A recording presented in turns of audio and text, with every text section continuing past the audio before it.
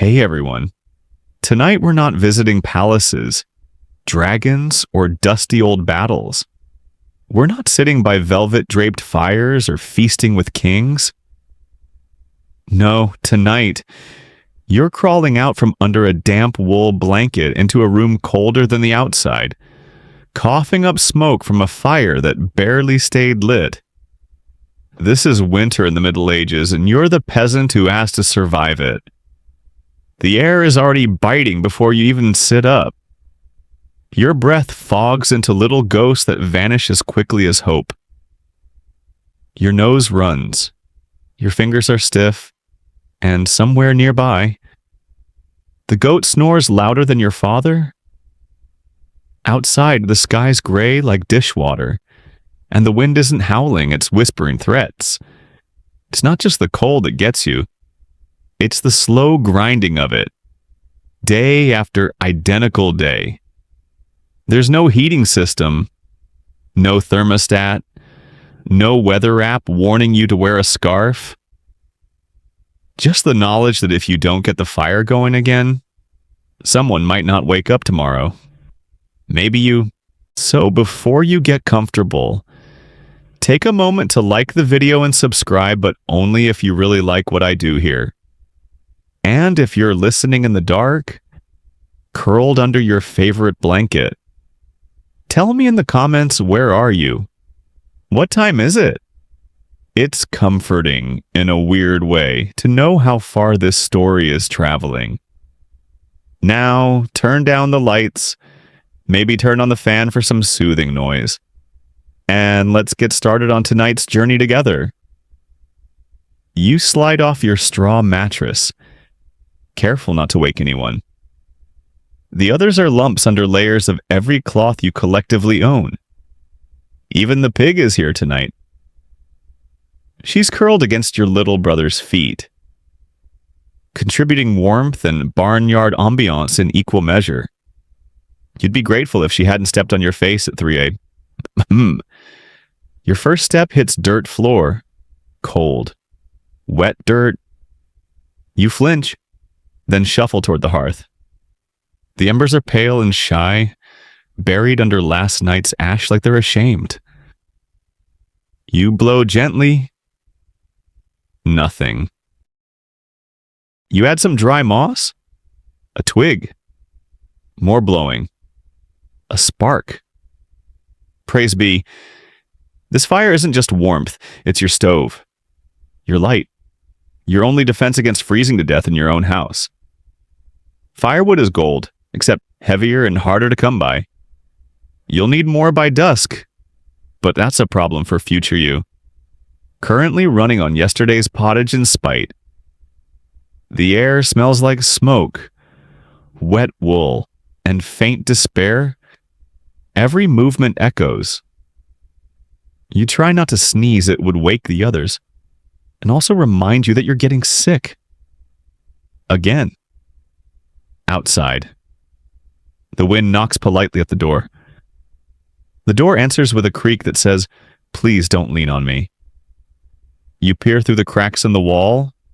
It's not snowing yet, but the sky's that sullen color that means I'm thinking about it. Winter doesn't arrive with a grand announcement. It seeps in. The chickens stop laying. The cows get stingier with their milk. Your joints creak like they're auditioning for a haunted house. And everyone starts walking a little faster. Not from urgency, just because stopping still hurts. Historians still debate whether peasants truly feared winter or simply accepted it. You've got no time for philosophy when your water bucket's frozen solid, and the privy is a 30-second sprint through ankle-deep slush. You break the ice with the stick. Your fingers go numb immediately. That's the secret of medieval mornings. Every chore is a cold surprise. There's no time to linger. You've got work before breakfast, and breakfast is, well, maybe the day has begun. You're tired already, and it's only going to get colder. You were supposed to fix that hole in the roof last month. You know, the one in the corner above the food shelf where the straw leaks in sideways and Snow thinks it's invited to dinner? But you didn't. You were drying herbs, patching trousers, chasing the neighbor's pig out of your turnip row. Now it's too late. The hole wins. Autumn doesn't leave all at once. It retreats, dragging its feet and muttering curses while winter slides in like a debt collector. The days shrink. The sun rises like it's hungover, stays for half a mug of thin tea, then goes back to bed. The sky doesn't even bother to turn blue anymore. It's just gray, like wet linen stretched tight across your head. You feel winter first in your bones. Your knees complain before the clouds do. Then the wind starts poking around your house. Curious like a nosy neighbor, it finds the gaps you forgot to fill, the slats you swore you'd mend, the spot behind your bed that now hosts a permanent breeze. The chickens grow quieter. The dog stops barking. Even the flies disappear too cold for buzzing. Too smart to stay. Still, you pretend. That's step one. Denial. You tell yourself it's just a chill, that your tunic is fine, despite the hole near the hem that whistles when the wind hits right. You wear the same cloak from October, the one that smells like wet sheep and dreams. It doesn't help. You keep meaning to patch it, but the needle's bent, the thread's gone, and your fingers are too numb to care. You joke about the cold, the same way everyone does. Gallows humor. Good thing misery keeps us warm. You mutter, pouring a ladle of something that might be soup into a wooden bowl that's mostly cracks. Your sister laughs, sort of. Everyone else just stares at the fire. You drape fabric over the doorway. You rearrange beds so that no one sleeps alone because nobody deserves that. Not even Uncle Gare, who snores like a drowning cow and smells like boiled onion. The fire burns in the evenings. Not all day. Wood is precious, and fires are greedy. You make do with layering wool, straw, body heat, and the reluctant affection of 3 younger siblings crushed into one sagging mattress. It's not cozy, it's strategic. You sleep like spoons in a drawer. The animals notice too. The chickens don't just stop laying, they stop clucking. The pigs go from noisy to unnervingly silent.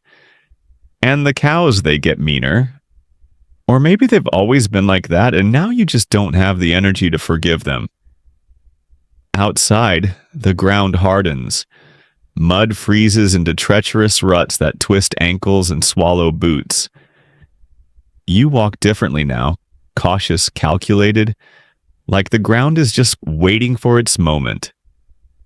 And it probably is. The water bucket has a skin of ice every morning.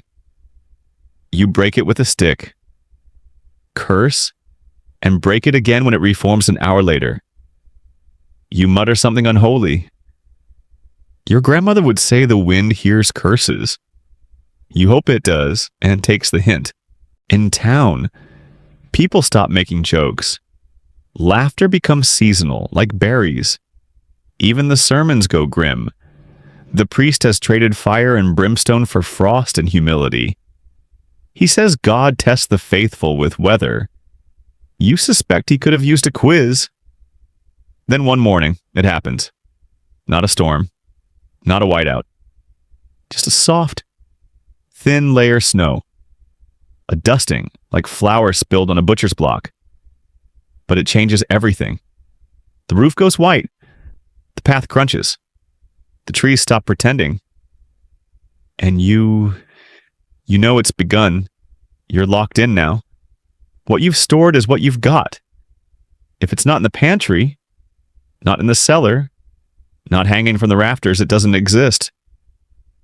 You start counting differently. Not days, not weeks. Bundles. How many bundles of firewood left? How many sacks of grain? How many turnips? How many eggs this week? Spoiler, fewer than last week.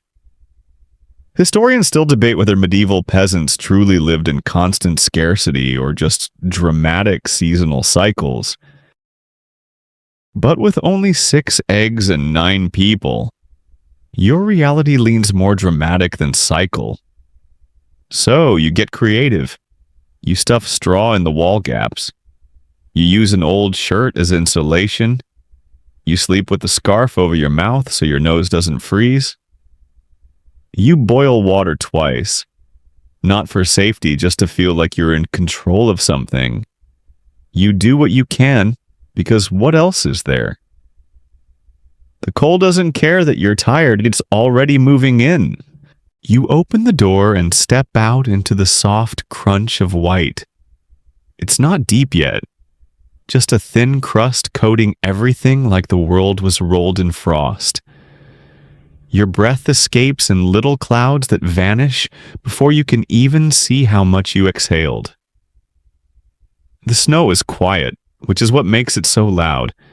Each step sounds like parchment tearing. You don't go far, just far enough to notice the garden is done for. The soil, once squishy with fall rain, is now iron. The weeds have given up. The last of the onions frozen mid-surrender. That's the signal the earth's gone to sleep. And it's not waking up until long after you stop counting the days. You walk a little farther because even now, even with ice forming around your nose hairs, there's always something to check. The woodpile, the barn door, the chicken coop, the tracks by the side fence, and that's when it hits you, you're in it. This is it. The snow isn't just a dusting anymore. It's the lid closing over the season. Nothing will grow. Nothing will ripen. Nothing will come from the earth until it decides to thaw, and nobody knows when that will be. So now, you ration. Not food. Not quite yet. You ration possibilities. You count the bundles of wood by size. You eye every potato like it owes you something. You look at the eggs, what few there are, and imagine them as currency, like gold coins with brittle shells.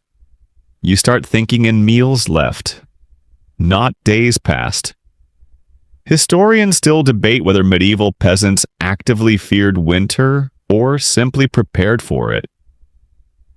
But you're past fear. You're deep in the realm of math and superstition. You wonder if that barrel of oats can stretch through Lent. You wonder if the hens will start laying again, or if they've just moved on emotionally. You wonder how long your family can pretend turnips are a delicacy. The animals get weird, too. The chickens stay inside more often than not. They huddle together under the bench near the hearth, clucking softly like they're working through something. The pigs stop moving entirely, blinking slowly from behind hay bales like they're trying to pretend this isn't happening. You begin to understand them. You try to stay busy. That's important. Stillness is dangerous. Not because it makes you lazy, but because it gives your mind time to wander, and wandering leads to panic. So you find things to do. You stir the stew. Again. You sweep the floor.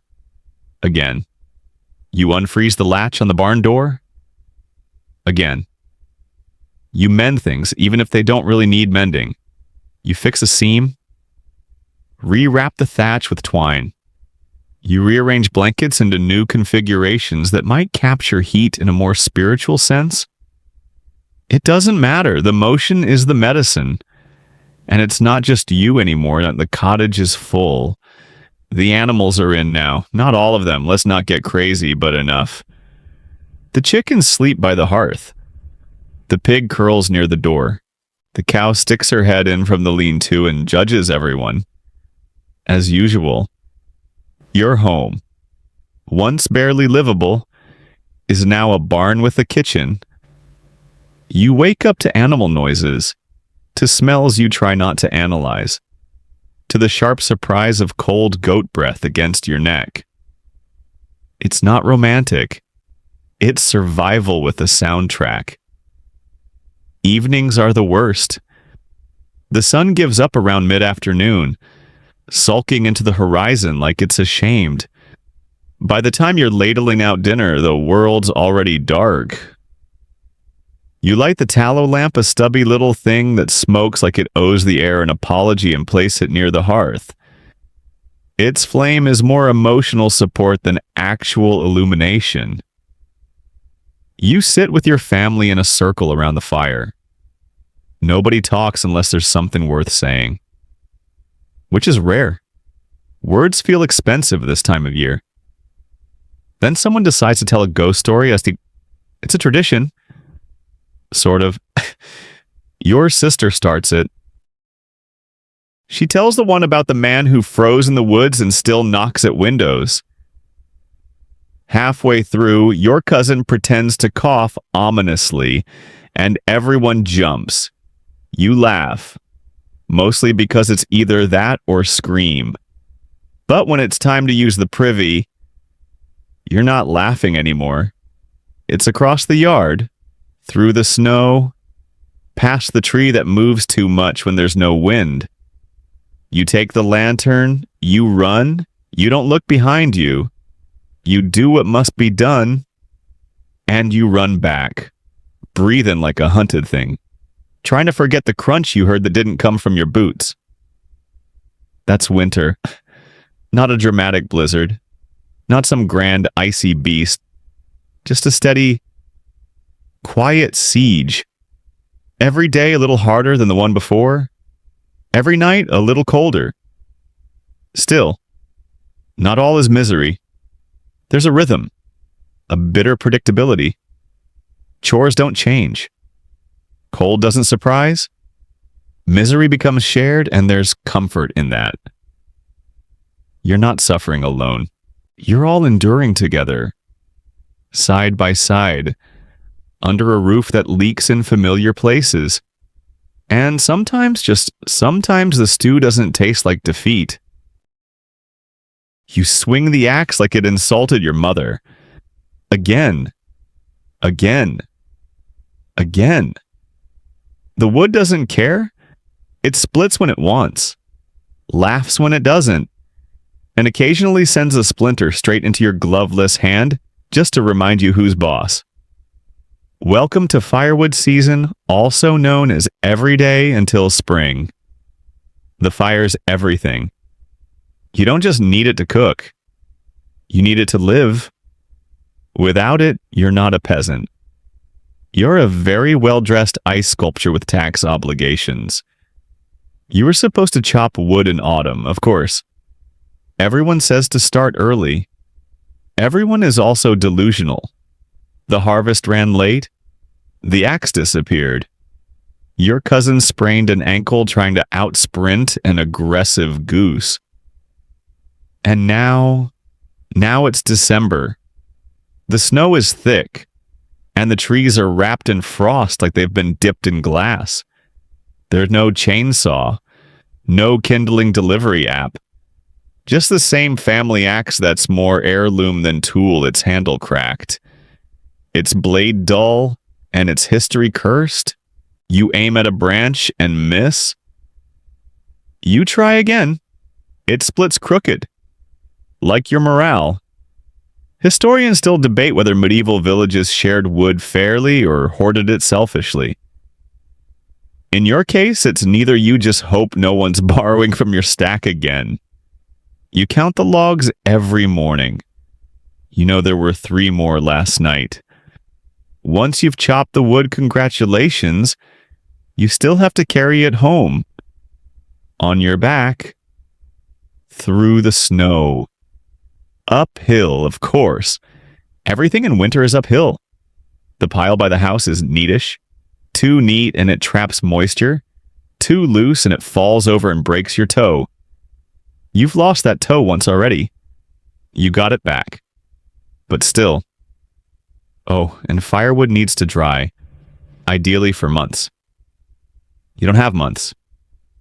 So you burn it wet, which means more smoke, less heat, and a house that smells like angry campfire and resignation. You cough, everyone coughs. You don't even notice anymore. You are the smoke now. Rich people, they've got servants. You are the servant. Your hearth is a depressed pile of damp twigs. If it catches, you throw a celebration. If it doesn't, you mutter unprintable things at the ashes and try again. It's less about technique, more about spite. And here's the fun part. Some forests are off limits. They belong to the local lord. Technically, gathering firewood there is illegal. Technically, that stick you picked up yesterday might earn you a fine, a beating, or a slot as public example of the week. So you get creative. Pite burns. So does dried dung. And you pretend that neither of these facts affect your dignity. You gather cow patties with frozen fingers, acting like this is perfectly normal. Because it is. The good news, it's free. The bad news, your home now smells like someone lit a match in a compost heap. You try not to think about it. You keep stacking. Firewood becomes currency. Status, obsession. You dream of logs. You ration the good sticks. You hoard the dry ones like treasure. If someone throws one on the fire too early, there's shouting. Real, genuine shouting. Sometimes you get lucky. You find a dry branch hidden under snow. You carry it home like a trophy, waving it in the air like a knight returning from battle. Your uncle claps. Your sister rolls her eyes. The goat chews it when you're not looking. Sleeping becomes a gamble. If the fire dies, the temperature inside drops faster than your mood.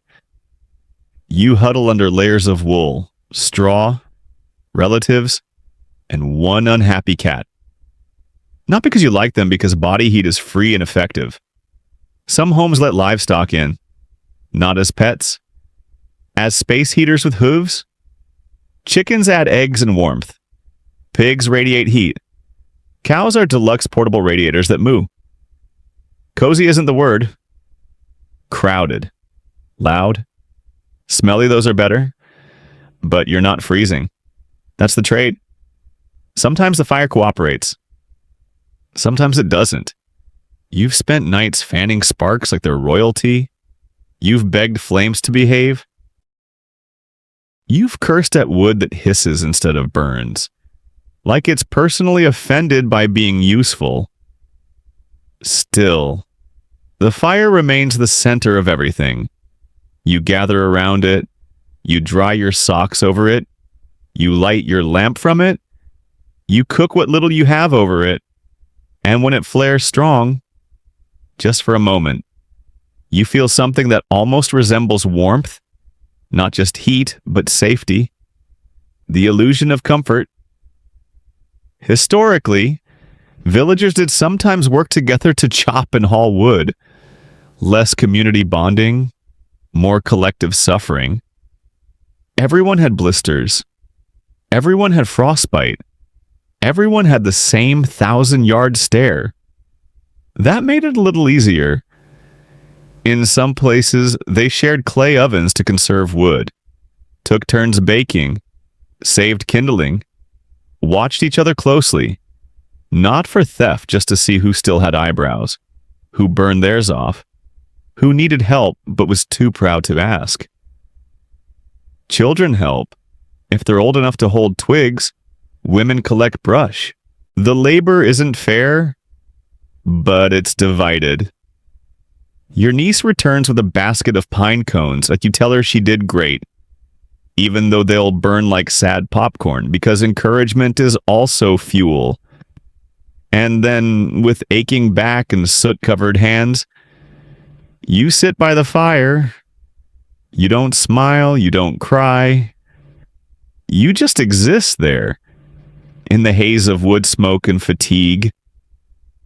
It's not peace, just the absence of crisis, which in the Middle Ages is about as close to comfort as anyone ever gets. You stare at the pottage, and the pottage stares back. It's gray, thick, lumpy, somewhere between porridge and regret. You stir it slowly, hoping a forgotten bean or miracle chunk of turnip might surface. It doesn't. Food in a medieval winter isn't a pleasure, it's a practice in disappointment management. You don't eat to enjoy. You eat to not die. And even that's not guaranteed. Your pantry is humble. If you're lucky, you've got a few sacks of grain barley, rye, maybe some oats. The fancy stuff wheat is for the rich. Or for you. If you're feeling very stealthy and morally flexible, you store your grain in barrels, bags, or whatever container the rats haven't chewed through yet. Rats. You hate them. They nibble your bread. They gnaw your shoes. They sneak into the flour bin and leave behind surprises that you try very hard not to think about when baking. You make bread anyway. But bread is generous. This is not the warm, crusty stuff of cafe dreams.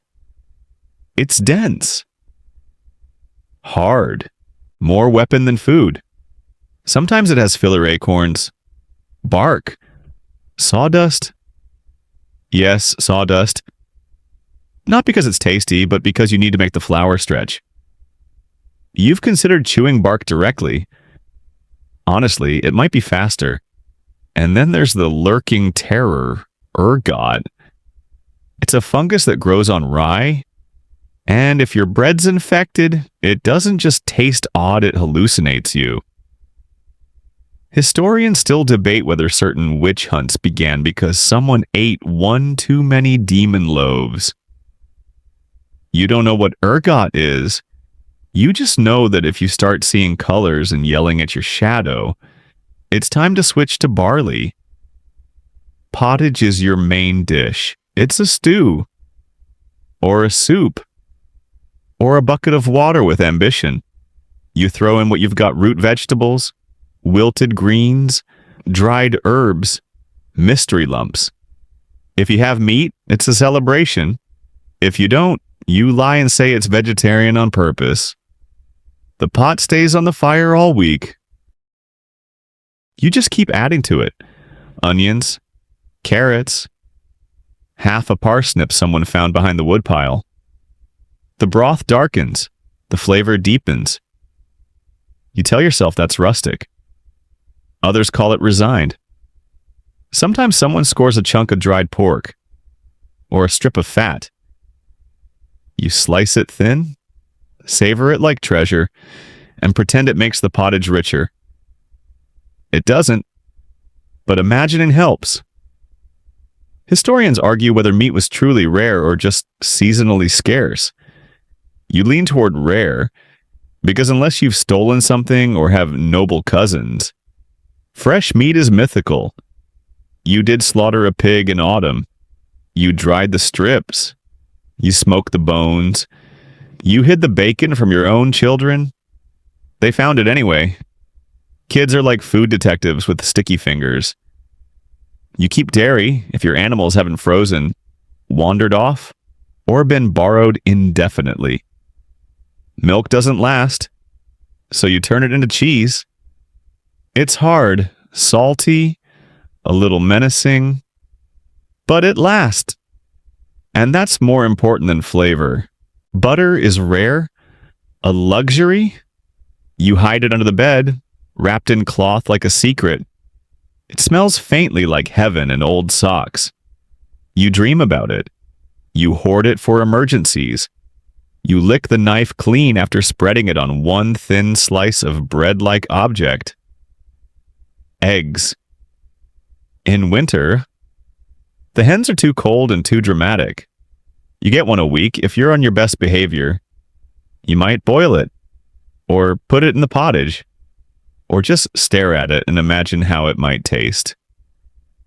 Fruit is a concept. Maybe you have dried plums from last August. Maybe they've molded. Maybe they're fine. You sniff them and roll the dice. Fresh vegetables, that's adorable. You've got turnips. And if you're lucky, sour cabbage, fermented, mushy, and slightly sad, but it keeps scurvy away. Mostly, everything gets preserved, salted, dried, pickled, hung from the rafters like edible wind chimes. The kids aren't allowed near the hanging sausages. Not since the incident with the missing string and the suspiciously full toddler. You waste nothing. Bones are boiled twice. Ashes from the fire go into soap or cleaning. Herbs get reused, dried, burned, re-dried, and finally composted when they crumble into dust during a sneeze. And hunger. Oh, hunger. Not I skipped lunch hunger. Not even I could eat a whole pizza hunger. This is deep. Primal. Your stomach grumbles like it's trying to file a complaint. You chew slowly, not for flavor, but to make the food last longer. You suck the marrow out of every bite because it might be the only one until dinner. And dinner is often the same thing you had for breakfast, and lunch, and midnight snack. If there's anything left to nibble, hunger becomes a companion, a voice in your head, a polite but persistent guest who won't leave. It comments on meals, on smells, on how delicious your neighbor's squirrel stew smells. And wouldn't it be a shame if their door wasn't locked? Even the well-off peasants eat badly. Just slightly more of the same bland stew. Occasionally, someone manages a treat, a dried fig, a spoonful of honey, a slice of salted beef the size of a coin. You cheer, you celebrate, you share, then you blink, and it's gone. The bad years, like 1315 to 1317, are legendary. The rains came early, and everything rotted. Crops drowned. Livestock starved. People whispered about cannibalism, about eaten bark, about the monk who claimed roasted shoe leather tasted earthy. Nobody wants to talk about it, but the stories linger, like the smell of boiled turnips, permanent, faintly guilty, and always just under the surface. So when you sit by the fire, scraping your wooden bowl for the last whisper of taste, you do it quietly, not because of manners, but because someone else is scraping too. And there's not enough for seconds. You eat, you survive, you go to sleep hungry, and tomorrow you do it again. You wake up shivering. Again. Not the regular kind. The where's my blanket kind. This one comes from deep inside. Like your bones have decided to rattle out a warning before the rest of your body catches up. And that's when you know it's not just the cold. You're sick. At first, it's small things. A sniffle, a headache, a throat that feels like you swallowed a fistful of pine cones. But it escalates fast. Your joints ache. Your breath comes with effort. Your skin is somehow both cold and sweaty. And that quiet horror settles over you. You're getting sick in a medieval winter. Congratulations. There's no name for what you've got. It could be a cold. Could be the flu. Could be one of the dozen unnamed plagues that seem to stroll through villages like they're browsing. There's no doctor. No urgent care. Just your own aching guesswork and whoever's available with a jar of something leafy and suspicious. If it's the priest, you'll get a prayer and a lecture. If it's the village healer, you'll get soup with twigs in it and advice to sleep next to garlic. If it's the barber surgeon, well, yeah, you'd better sit down. Barber surgeons are their own breed. They show up with a sack full of sharp things and a grin that says, "I've definitely done this before, probably not recently. The tools haven't seen soap since the last plague." He talks about humor's bile, blood, phlegm, and reaches for the saw before you've even sneezed. Your cousin still limps from a successful leg treatment last year. You keep your distance. Bleeding is the go-to remedy. Feeling faint? You must have too much blood.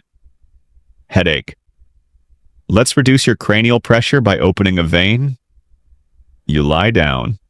Someone brings a leech. And before long, you're dizzier, but definitely too tired to complain anymore. Historians still debate whether medieval bloodletting helped or just hastened the inevitable. You have your suspicions.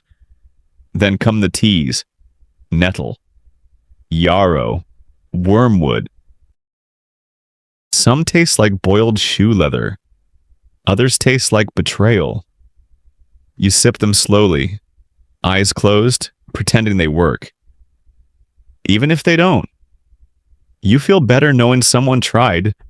You're advised to fast, because what a body-battling illness really needs is fewer calories. Not that you've got much to eat anyway. Your pottage has become gray paste. You choke it down between coughing fits and call it medicine.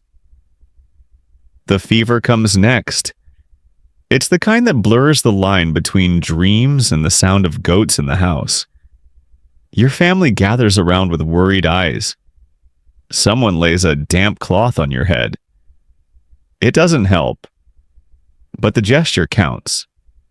The house is cold. The fire's low. Nobody says it, but everyone's thinking it. If the fever spikes tonight, you might not make it. And the worst part, you can't stop working. Even sick, the firewood won't chop itself. The cow still needs milking. The stew needs stirring, so you drag yourself out of bed, wrapped in every piece of wool you own, and shuffle through the snow like a rejected ghost. Children get sick, too, fast and hard. One day they're laughing, the next they're listless under a mound of blankets. You hold their hand, whisper comfort, and pray to every saint you can remember. Saint Polycarp for bones, Saint Giles for plagues, Saint Jude for when you're just out of hope. If things get worse, the priest arrives. He doesn't bring medicine. He brings Latin. He sprinkles water. He tells you to prepare your soul. You nod. You confess. Even the sins you didn't commit. Just in case. Some people recover. You sweat through the worst of it. You shiver until the fever breaks. You wake up one morning and somehow you're breathing easier. The pain's still there, but it's quieter now. Recovery is slow. You can't walk far. You try to sweep the floor and almost pass out. Food still tastes like ash. But you're alive. Mostly. You don't get a parade. You don't even get a break. You go back to chores with shaky hands and a new appreciation for what it means to just be tired instead of dying.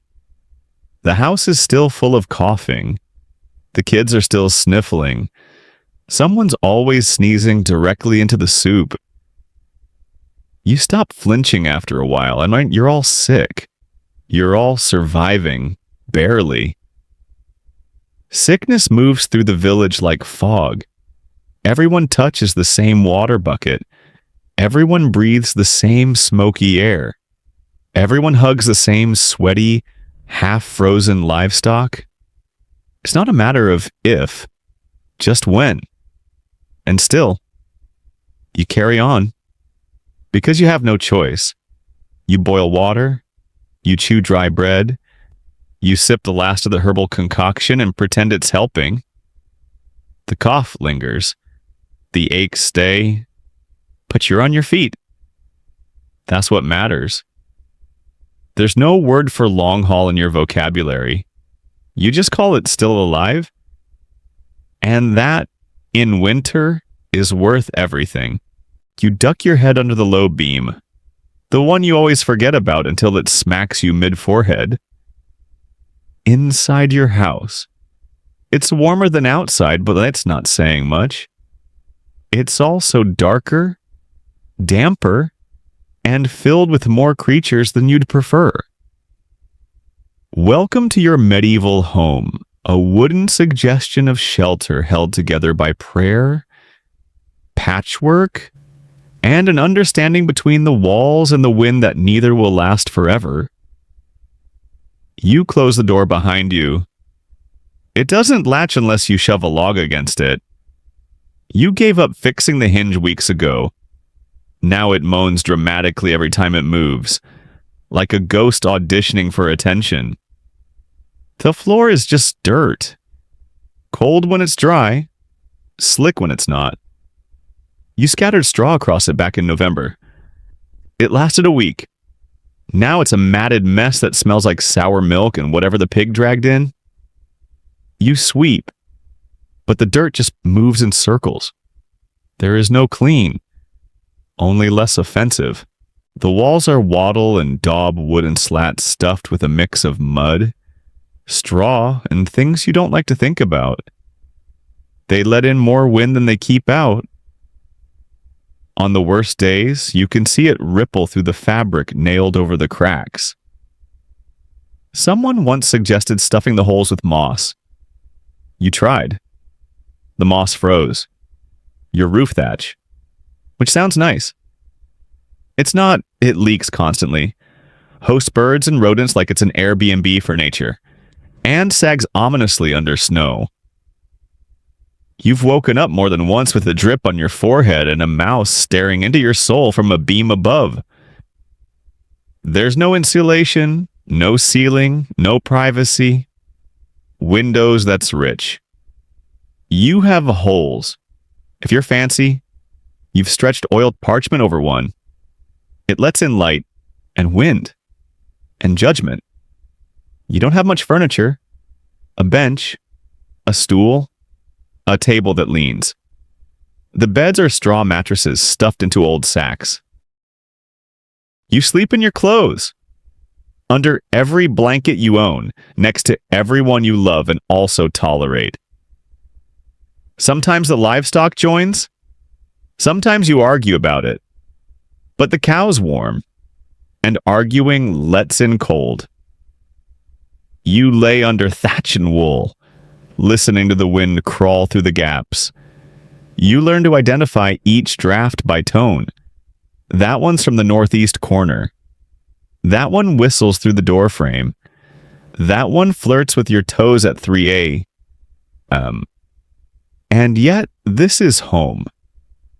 You know every creak, every board that shifts, every knot in the wood that pokes your back if you roll wrong. You learn to move with it, to patch it with string and optimism. Historians still debate how often peasants rebuilt versus repaired their homes. You repair constantly. There's always a wall sagging or a beam splitting. You don't have nails, you wedge sticks into holes, hammer with a rock, and hope. Lighting's a joy. Tallow candles if you've got them drippy. Smelly, smoky. Rush lights if you don't. Reeds dipped in grease that sputter like they're angry at existence. The smoke clings to everything. Your clothes, your lungs, your soul. You no longer smell the fire. You are the fire. You hang herbs from the beams. Some for cooking. Some for scent. Some because the village healer said they keep out spirits. You don't believe in spirits. But the goat stared at the wall for 10 minutes yesterday. So now you've got sage over the door just in case. The house groans when the wind hits it. You groan back. It's a relationship. You sweep. You patch. You mop condensation off the inside of the door with your sleeve. You rearrange straw, you pretend it's progress. One day, a chicken lays an egg next to your pillow. You say thank you. Then you roll away before she does anything else. The thatch above you rustles. Something small scurries across it. You try not to scream. If it doesn't fall on you, it doesn't count. There's a trickle in the corner where the roof never sealed right. You name the leak. You name all the leaks. It helps. The house isn't pretty. It's not comfortable. But it's where you were born. Where your family lives. Where you warm your feet by a fire made of sticks, dung, and occasional desperation. It smells like smoke and animals and sour cheese. But it's familiar. And sometimes, familiar is enough. You whisper to it in winter. Just hold together a little longer, you say. Just one more night, one more storm. One more month. You don't ask it to be strong. Just not to fall. Because in a medieval winter, your house doesn't need to be a fortress. It just needs to be not outside. You wake before the light. Not because you want to, but because winter doesn't care about your sleep schedule. The sky is blackish gray, early morning's favorite color, and the air in the cottage bites at your cheeks the moment you poke your nose out from under the pile of scratchy blankets and damp wool. Your breath fogs as you sit up. The fire's gone out. Again. You should have fed it one more log. But you didn't want to waste the good wood before bed. So now your reward is frozen water in the bucket and a floor colder than the inside of your thoughts. There's no lounging, no snoozing, no 5 more minutes. Life doesn't have pause buttons, just an ever-growing list of things that must be done before something or someone freezes, starves, or explodes. First task fire. You kneel by the hearth, digging through ash with numb fingers. Maybe a glowing ember remains. If not, it's flint and steel again. Yes, you mumble encouragement at the twig you're coaxing to life, like it's a tiny woodland friend with low self-esteem. It finally catches. Barely. You nurse the flame with dried moss and splinters, shielding it from your own breath like it's sacred, because, in a way, it is. Once the fire's going, the day begins in earnest. Water, the bucket is heavy, the path to the stream is treacherous, crusted with ice and regrets. You slip once, twice, catch yourself the third time, and curse the existence of gravity. Peasant figure skating is not a sport. It's a hazard.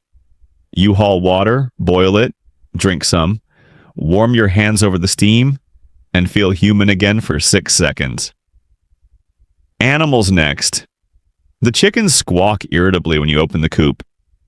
They hate winter almost as much as you do. You scatter feed, check for eggs, there are none, and avoid the rooster, who's in a mood. Again. The pigs are surprisingly quiet. That's worrying. Quiet pigs usually mean trouble, escape attempts, or plotting.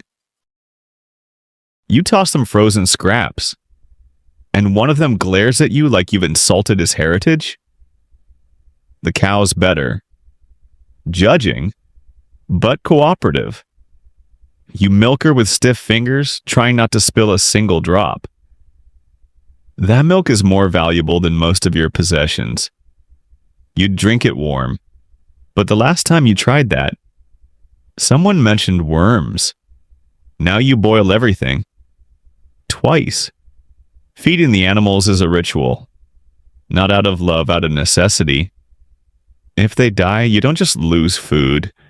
You lose heat, labor, and the faint illusion that your life is somewhat under control. Back inside, you scrape the inside of the pot from last night's dinner.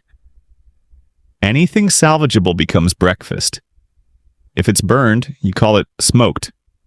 If it's moldy, you call it aged. If it's gray and sad, you call it normal. Breakfast is silent. Everyone chews slowly, not out of reverence, but because the food is dense enough to qualify as a building material. You drink warm water, avoid eye contact, and brace for the real work ahead. Because this has all just been warm up. If you're a man, it's the fields, the forest, or the forge. In winter, that means chopping, hauling, fixing, or failing to fix something important. Like the barn door, or your spine. If you're a woman, it's everything else. Spinning wool, patching clothes, cooking meals, feeding children, boiling water, scrubbing soot, comforting the baby, drying herbs, fending off the neighbor's helpful advice, and still managing to look vaguely human by dusk. There are no days off, no sick days, no me time. The closest you get to relaxation is sitting on the bench without a child on your lap, or a goat chewing your sleeve. Laundry. Once a week. Maybe. You haul everything to the frozen river, break through the ice, and wash with a mix of ash, lye, and primal screams. You scrub until your fingers bleed and your soul threatens to pack up and leave. Then you haul everything back. Wet. Cold. Heavier than betrayal. Back at the cottage, you spin wool. You mend socks. You resew buttons with thread so fine it mocks your vision. You stitch while squinting, muttering, and rethinking every decision that led to this moment. You drop the spindle. It rolls under the bench. You retrieve it and pretend you didn't just cry a little. The kids help, mostly by getting in the way, but even toddlers have jobs carrying twigs, scaring off crows, holding things. There's no age limit on usefulness. Afternoons are short. You race the sun to finish the outdoor work, patch the roof, restack firewood, adjust the cloth over the door, feed the animals again, stir the stew. Remind yourself not to scream when the rooster pecks you for the 4th time. Dinner is the same pottage. Again, the taste no longer registers. You chew out a habit, not hunger. Evenings are chores too.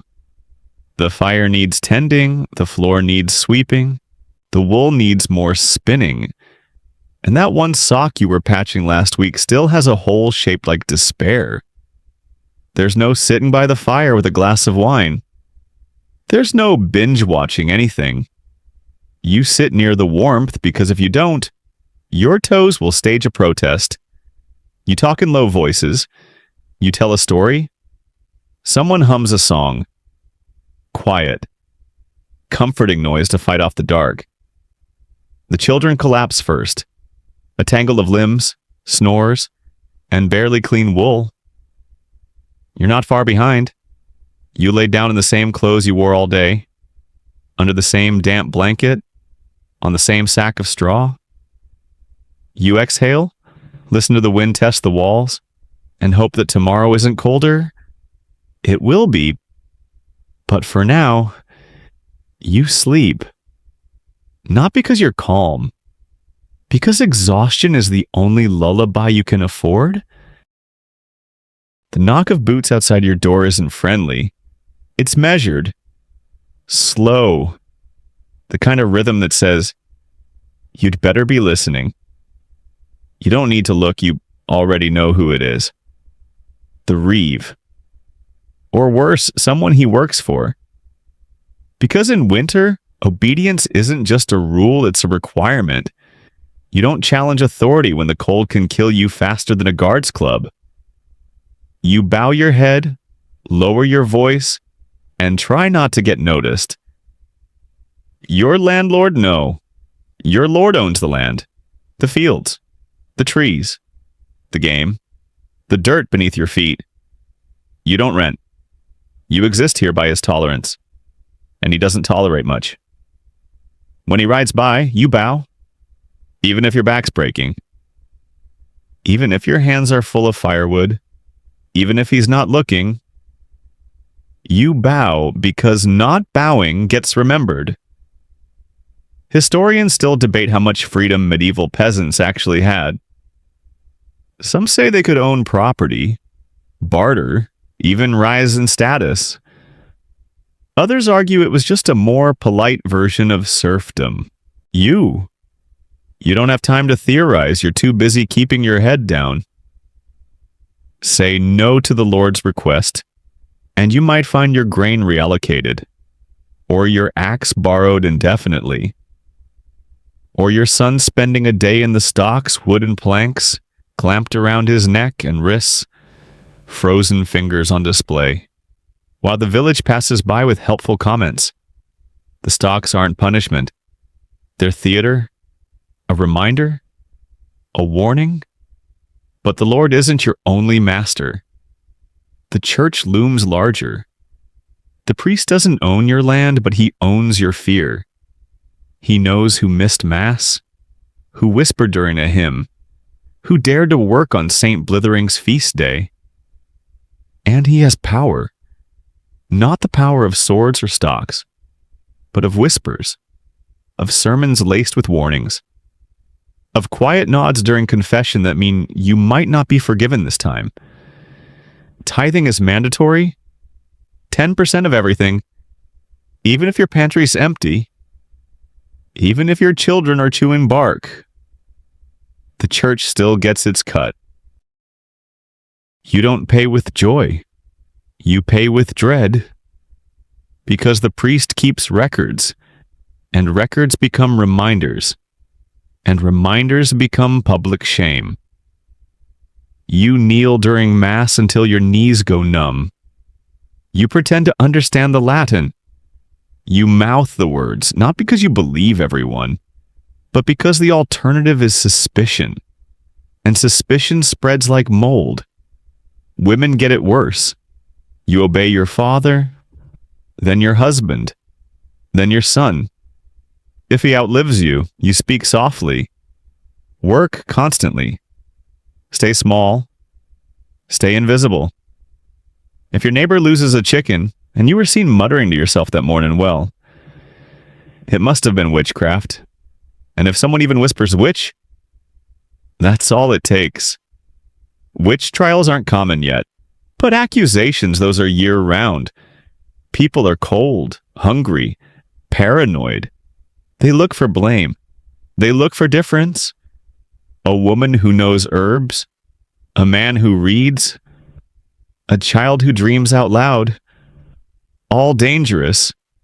You learn to live within lines, walk the right path, say the right words, bake the right bread on the right day, and never ever laugh during a sermon.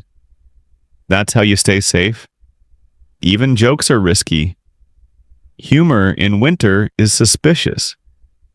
If you're laughing, you're not suffering enough. You're not reverent. You're not focused on your eternal soul.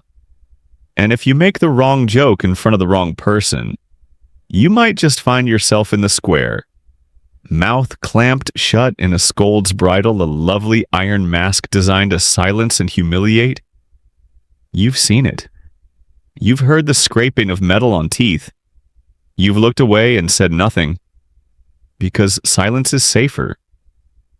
And speaking of silence, don't think your home is private. It's not.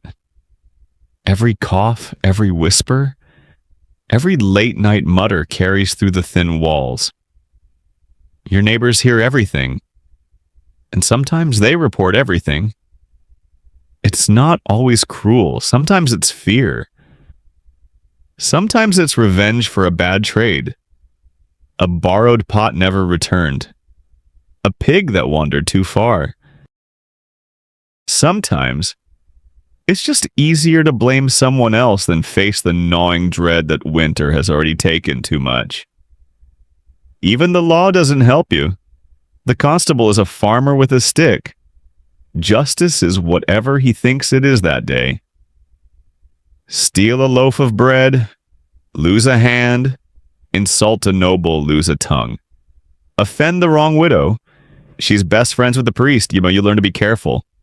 You teach your children early. Speak when spoken to. Never interrupt. Always kneel deeply enough. Don't stare. Don't laugh. Don't cry too loudly when it's cold. It's not just about manners, it's about survival. And at night, when the fire crackles and the wind howls, you lie still. You don't dream of rebellion. You dream of getting through tomorrow without a visit from the reeve, without a glance from the priest, without a neighbor asking too many questions. Obedience isn't belief. It's insurance. You're not trying to change the world. You're just trying to make it to spring with your head still attached and your name not whispered during Mass. You hear it before you see it. A low growl from beyond the tree line, soft but unmistakable. You freeze, one foot in the snow, the other halfway to the woodpile. Your breath catches. Your eyes scan the pale woods. Wolves. In summer, they stay hidden. In winter, they get bold. Hunger makes everything reckless. You've heard the stories. Everyone has. The boy who didn't come back from gathering kindling. The woman whose path through the snow just stopped. Wolves are smart, patient. They watch from a distance, waiting for a stumble, a dropped lantern, a missed step. Sometimes they follow, just close enough for their prints to show up behind yours when you glance back. You carry a stick now. Not that it would do much, but it makes you feel less like prey. Historians still debate how much of the wolf threat was real and how much was fear made flesh by hunger. But you've seen the tracks. You've heard the howls. You don't care what the scholars say. And the wolves aren't the only ones. Inside your home, the threats are smaller, quieter, but they multiply just as fast. Rats live with you now. Behind the grain sacks, under the floor, inside your mattress if you let your guard down. You hear them at night, scratching, chewing, sometimes squeaking in eerie little arguments about whose turn it is to nibble your bread. They don't scare easily. The broom only buys you a moment of silence.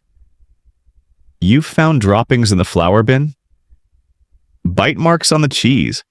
Once, you caught a rat chewing on the wooden spoon while you were using it. You screamed.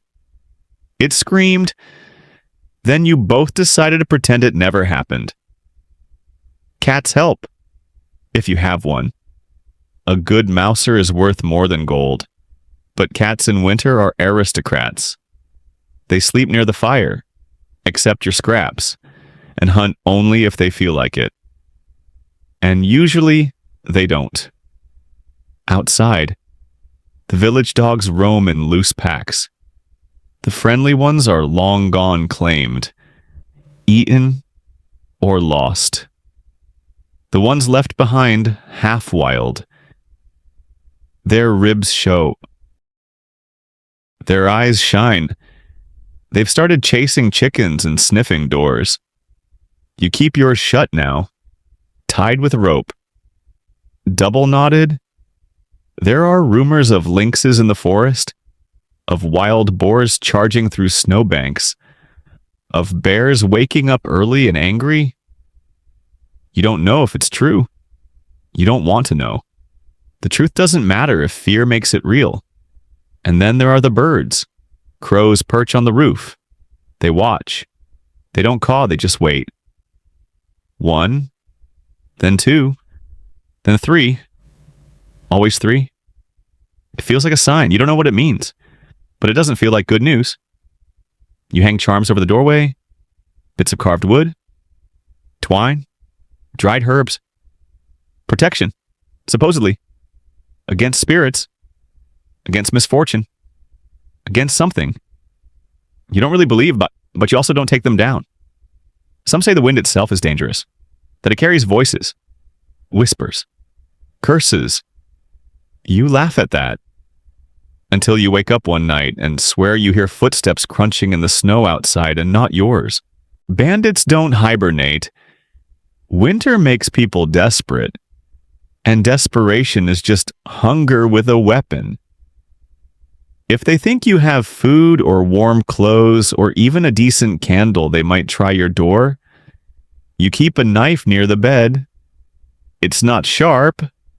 It's not clean. But it's something. You hope you'll never need it.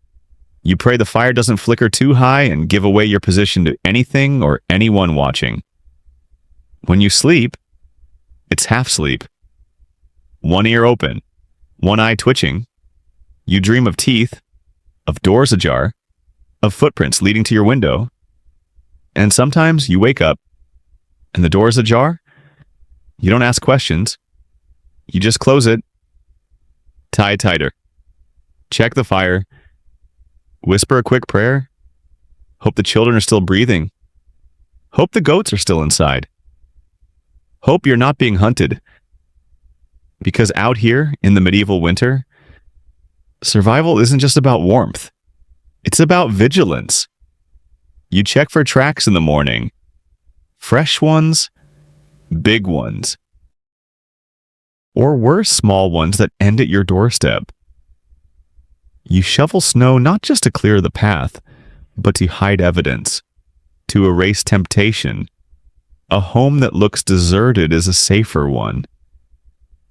The cold is bad, the hunger is worse, but it's the fear that gnaws at you. The sense that something out there wants what you have: your food, your fire, your family. And it doesn't knock. It comes when the lantern flickers, when the wind howls just wrong, when your door creaks open and no one's near it. You live ready. Because in winter, you don't just keep the fire lit, you keep watch. The church bell rings, a hollow, frozen note that drifts over the rooftops like smoke. It's not melodic. It's not comforting. It's just loud enough to remind you it's time. Time for Mass. Again. You pull on your outer cloak, which smells like damp straw and last week's cheese. The kids groan. The older one mutters something about frostbite. You ignore it. Nobody skips church. Not in winter, not ever.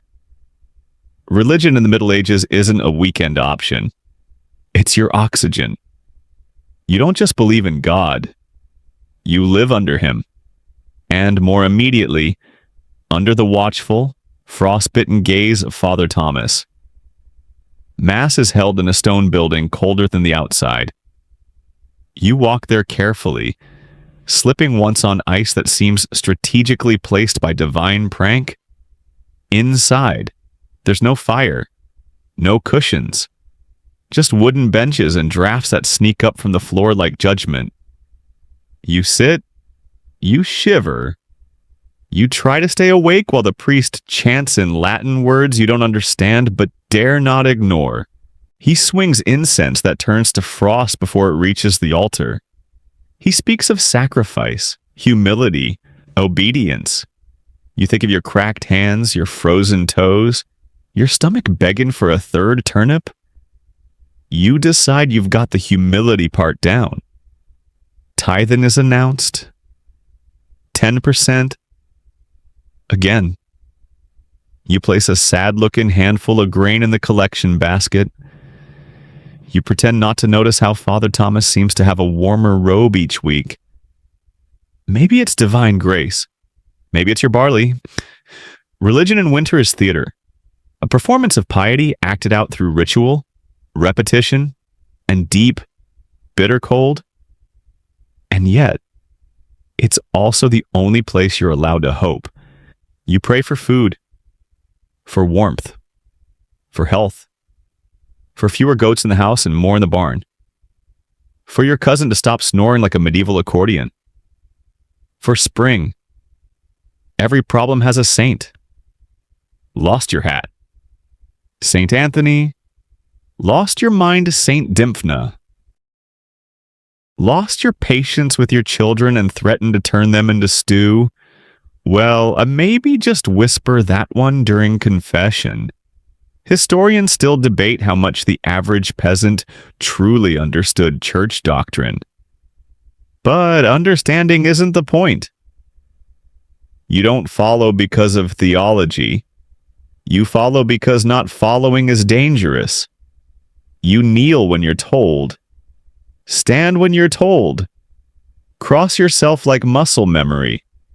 You sit next to your neighbors and pretend everything's fine, even though half of them probably coughed on the bread this morning, and the other half are wondering if you worked on a holy day last week. Confession is its own frozen ritual. You kneel on the cold wood, voice low, listing sins like groceries cursed during chores, thought enviously about someone else's cheese, fantasized about eating an entire loaf of bread by yourself. The priest listens. Sometimes he yawns. Then he tells you to say prayers and not sin again, as if that's as easy as not falling through the ice. Outside the church, religion follows you home. The calendar is shaped by feast days, fast days, saint days, and days you wish didn't exist. You don't eat meat on Fridays, or during Lent, or during Advent, or when the priest decides everyone needs a refresher on suffering, you boil cabbage. Again, you pretend to enjoy dried peas. Again, you ration butter like it's holy relic. And when Christmas comes, you might get a bit of sausage, a crust of pie, and an hour of happiness before the sermon about how happiness is a test. And then there are the relics, bits of bone, scraps of cloth, a feather that maybe touched a saint. These are carried through the village like sacred currency. You kiss them, bow before them, and whisper prayers not because they work, but because what if they do? One winter, a relic goes missing. Panic spreads. The snow hasn't melted for weeks. The pottage tastes like sadness, and someone thinks the saint is angry. You help search for it. You don't find it. But someone gets blamed anyway. The priest says her penance will be lifelong. No one asks what that means. No one wants to know. When someone dies, the church handles the funeral, or tries to. The ground's too hard to dig, so bodies are wrapped and stored sometimes in barns, sometimes beside the hearth, always with prayers and a quiet promise to finish the job once the thaw comes. You've watched the priest swing frozen incense over a frozen body. You've heard the whispered psalms crack in the cold. You've stood in snow up to your knees, pretending you could feel something other than the sting of wind through wool. And yet, somehow, the church endures. It's the center, the spine of your world, even when you resent it, even when you question why Father Thomas never runs out of wine. Even when you wonder if God truly needs your last egg, faith becomes less about salvation and more about survival. You cross yourself before sleeping, not because you expect angels, but because you're not sure what else is out there in the dark. You draw little crosses on the beams, tie charms to the goat's collar, whisper the rosary with frozen lips. Because in winter, belief is the last thing that hasn't been stolen by cold, hunger, or fear.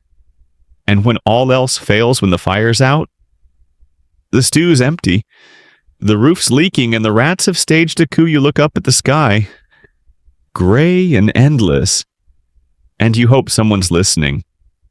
Because something has to be. March arrives not like a lion, not like a lamb, but like a very tired mule dragging its hooves through slush. You're told it's spring. The calendar insists, but your fingers are still numb. Your breath still fogs, and the ice on the water bucket is still thick enough to skate on. Spring in the Middle Ages is not an arrival. It's a slow argument with winter that winter refuses to lose. The snow doesn't melt, it sulks. The wind doesn't calm, it whines. And the sun shows up like a guilty guest, peeking through the clouds with all the warmth of a wet handshake. You step outside to check the garden. It's still frozen. You press your boot into the mud, which squelches back like a rude reply. The field looks more like battlefield aftermath than a place food could ever grow. Some doors in the village haven't opened in weeks. No smoke from the chimney. No footprints in the snow. No sound. You know what that means. You know you should check, but you hesitate. If they didn't make it, there's nothing you can do. And if they did, well, they might not want to talk about it. Historians still debate whether the death tolls from medieval winters were exaggerated in chronicles. The records aren't clear. But what is clear is the silence, the stillness, the spaces where people used to be. You walk past one such cottage and avert your eyes, just in case someone's looking back through the cracks.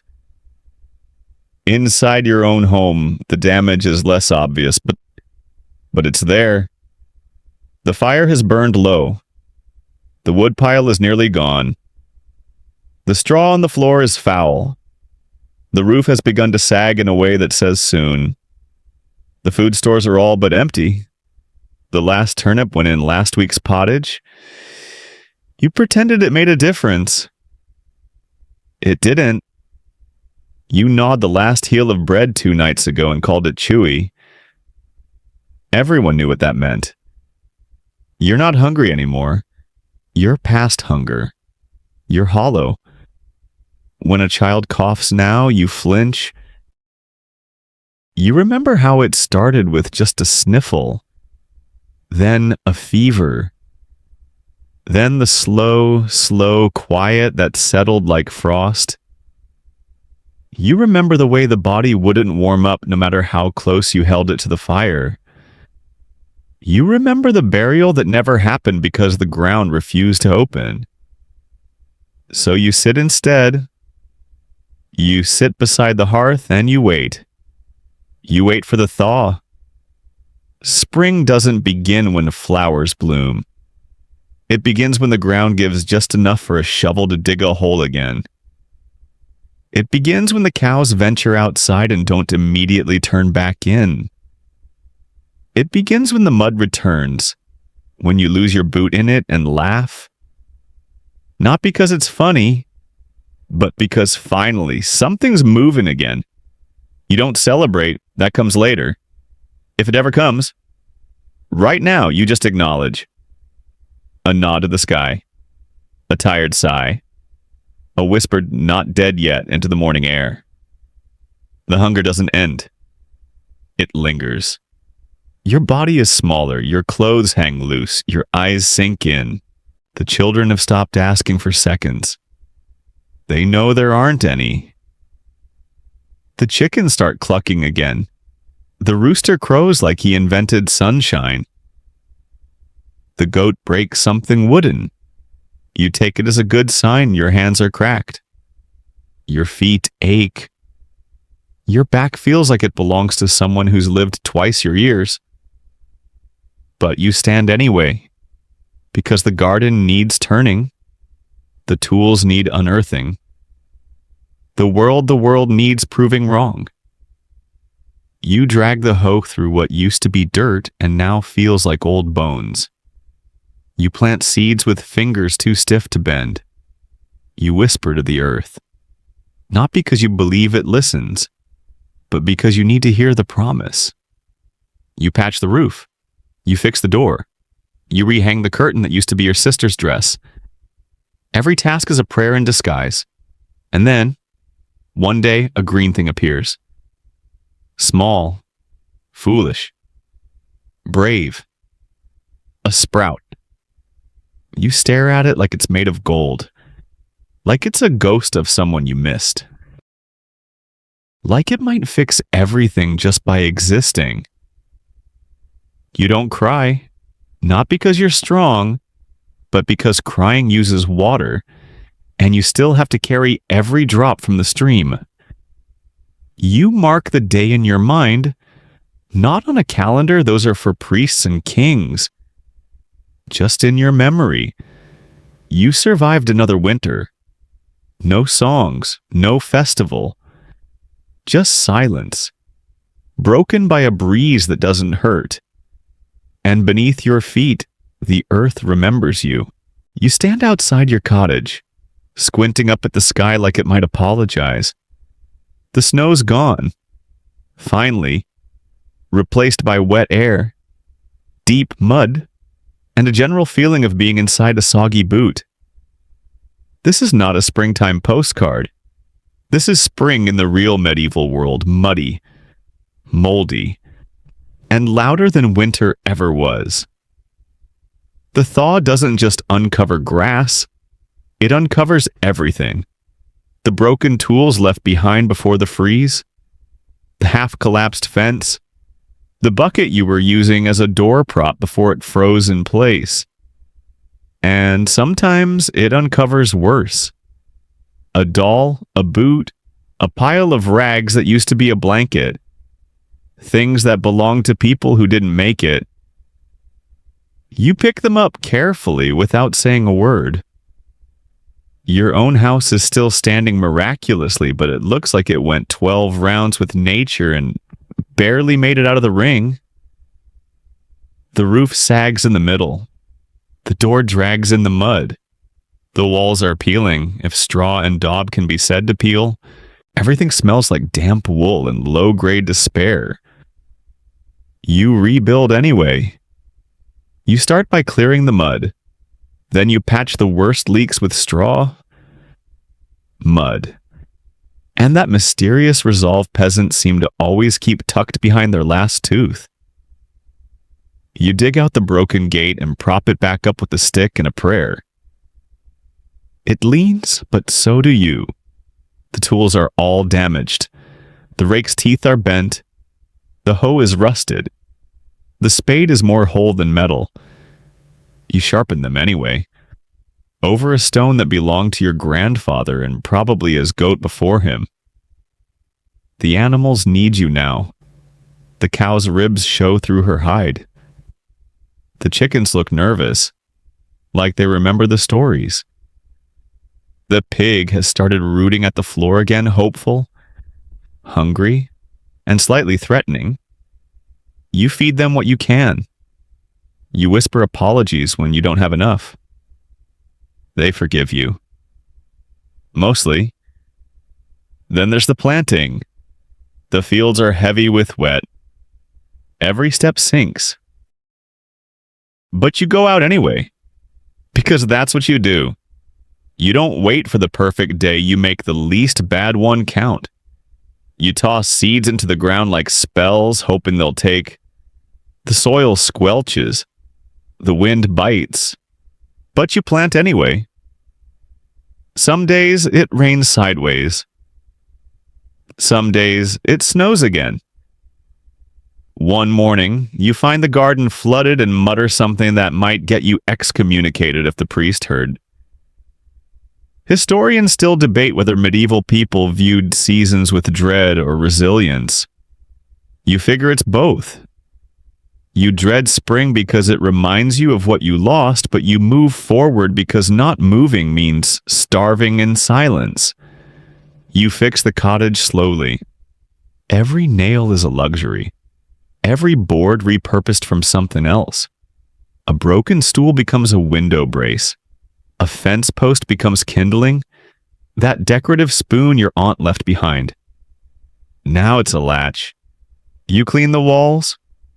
You whitewash them with lime if you can afford it, not for style. But because it kills lice, the bugs are back. By the way, Fleas. Mites.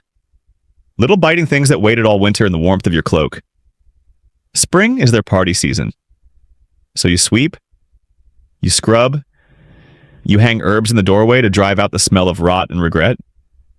Your body aches. Still. Not winter ache. Recovery ache. The kind that comes from using muscles that haven't thawed properly. The kind that whispers you're not healed yet, but doesn't wait for you to be. You eat better now, but only just... The stew has color again. There's a bit more bread. Someone found a chicken egg, and for a moment, it felt like a miracle. You cooked it carefully, shared it slowly, and talked about it for 2 days afterward. Neighbors passed by more often. Some with hollow eyes, some with new babies, some alone who weren't alone before. No one says much. You all just nod. You exchange seeds, stories, warnings. You ask if their roof held. You don't ask if everyone made it. Every now and then, someone laughs. Softly. Carefully, like laughter might crack if pushed too hard. A child runs barefoot through the yard chasing a chicken, and for a heartbeat, things feel normal. Almost. You sit by the door one evening, watching the sky shift into something that might eventually be blue. A warm breeze stirs the curtain. The fire crackles, not out of desperation this time, but habit. You don't need it tonight, but it feels wrong not to have it. You reach down, pull a weed from the patch of earth near your foot, and realize it was green. Green. After everything, something still grows. And that's enough to keep going. You don't talk about it. Not really. Not out loud. You nod when someone mentions the long freeze or the heavy snow. But you don't say what it did to you. How it rewired your thoughts. How the silence wasn't peaceful, it was deafening. Spring may have arrived, but winter still lives in your shoulders. Your cousin walks with a limp now. No one knows when it started. It just did. Your sister laughs a little too loudly when the stew comes out hot. Your neighbor sharpens his scythe every morning, even though planting hasn't started. Everyone's got a new habit, or a new silence. No one's untouched. The village is smaller. It feels different. Quieter. You glance at doorways and remember who used to stand there. You see blankets being used that belong to someone else. You hear names less often. Historians still debate how medieval communities processed grief, whether through ritual or routine. But you live the answer. You keep moving. Not because you're over it, because stopping feels dangerous. The kids don't ask where their uncle went. They've learned not to. They've learned a lot, more than they should have. They know to eat quietly, sleep lightly, and never waste food. They flinch at loud noises. They always count the firewood. You try not to let them see you count too. You dream of snow. Not the beautiful kind, the suffocating kind. You wake up sweating, heart pounding, reaching for the fire that isn't dying this time. Just low. You go about your day. You patch the roof again. You sweep straw off the floor again. You sharpen the knife for chopping herbs, but watch how your hand trembles just a little. You hide it. You hear your neighbor's baby crying through the wall. She's louder than anything else on the street. That used to be annoying. Now it's reassuring. Crying means alive. One day, you find a rusted spoon under the floorboards. You remember it. It belonged to the boy who used to chase hens and trip over his own boots. You sit on the bench and turn it over in your hands for an hour. Then you bury it in the garden. Not everything needs to be remembered the same way. There are things you could say, stories you could share, but everyone has their own version. Everyone knows what hunger sounds like, what desperation smells like, what it feels like when someone you love stops breathing in the night. So you nod. You grip hands. You hug tightly when you can, gently when you must. You speak in looks more than words. You're not the only one. Some villagers stop speaking entirely for a while. Others talk nonstop, like if they pause. The memories will catch up. Some drink. Some pray. Some go to the woods and scream. You let them. One morning, your friend Agnes mentions her dreams. She says she keeps seeing the fire going out, no matter how much wood she adds. You tell her you dream of endless snow. You both laugh a little too long, a little too sharp. The priest says it was a test, that suffering makes you holy, that God sees you. You wonder if he did. You still go to Mass. You still kneel. But now, when the priest talks about eternal suffering, you raise an eyebrow. You know what suffering looks like. And it's not very spiritual when it's chewing on tree bark and whispering to frostbitten toes. You keep your doubts to yourself. You start noticing the way people stare at food now. Not greedily, fearfully. As if it might disappear. As if it might vanish between bites. You start saving scraps without thinking. You fold them into cloth. You hide them under the bench. You do this automatically. When someone leaves bread uneaten, you look at them like they're mad. You hear laughter again eventually. Quiet laughter, often forced, but it comes. Someone finds a fiddle in the barn, and the bow only squeaks a little. A song is played. A dance is half started. Children stomp through the mud like it's a stage. It helps. The sun gets warmer. The days stretch. The animals return to their usual bad moods. You start to feel like a person again. Almost. You know the next winter will come. They always do. And it might be worse or better. Or longer. Or shorter. There's no promise either way, but you'll prepare differently this time. You'll start earlier. Chop more wood. Salt more meat. Save more eggs. You tell yourself you'll do it right this time. You won't. Not completely. No one ever does. But the thought of it helps. You spend one afternoon sitting in the sun. A real patch of it. Not just winter pretending to be spring. You close your eyes and let it wash over you. You feel it settle in your skin. It doesn't heal you, but it reminds you you're still here, still standing, still enduring, and that's enough. For now, you don't remember the first day you felt warm again. Not really. It wasn't a sunrise moment. No dramatic melt or birdsong crescendo. It just happened. Slowly. One day you noticed the fire burned for comfort, not survival. One night you woke up and your breath wasn't visible. Your toes weren't numb. You're not sure you trust it. You still sleep curled tight, expecting drafts. You still add wood to the fire before bed, even when the air's soft. You still count turnips in your head like someone might steal them in your sleep. Because winter doesn't leave a note when it departs. It just fades, leaving behind bruises you didn't know were there. You look around your cottage. The straw mattress is thinner. The walls are patched with new cloth.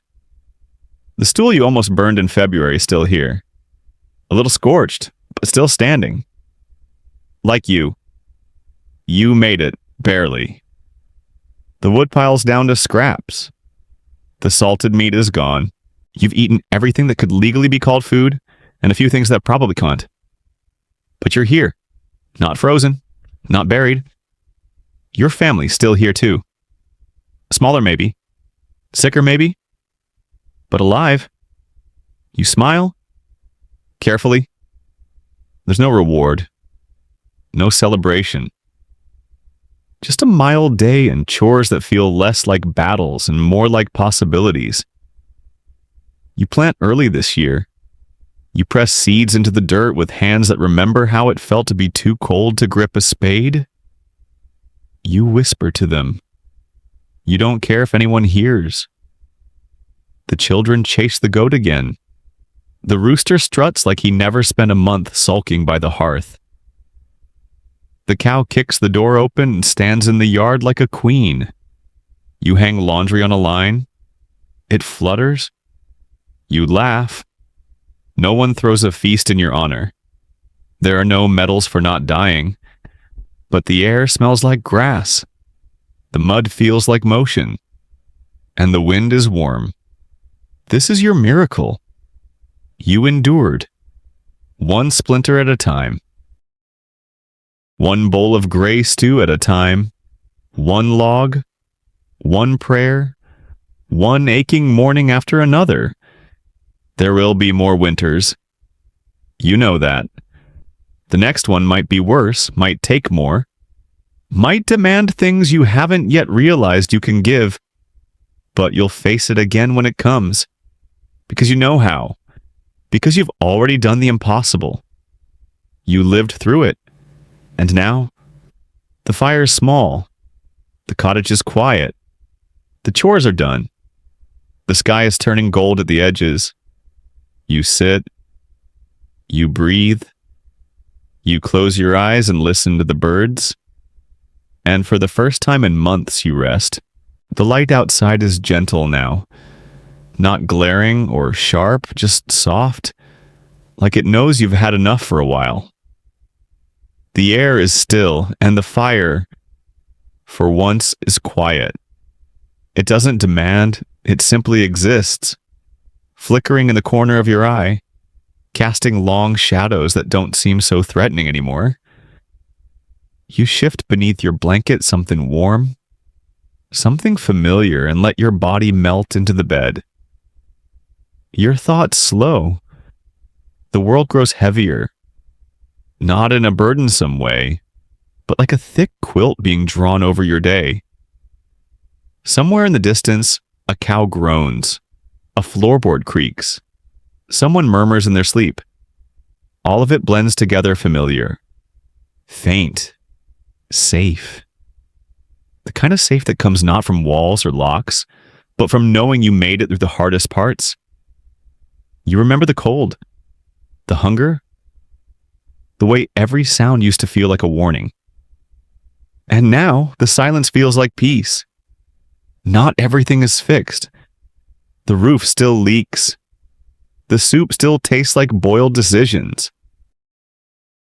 But the danger has passed for now. You're still here. You're still breathing. And in this moment, that's enough. So, wherever you are, however you're listening, take a breath. Let your body soften. Let the warmth of the fire, or maybe just the warmth of the memory, wrap itself around you. You've done enough for today. Sleep, gentle listener, and dream of softer winters.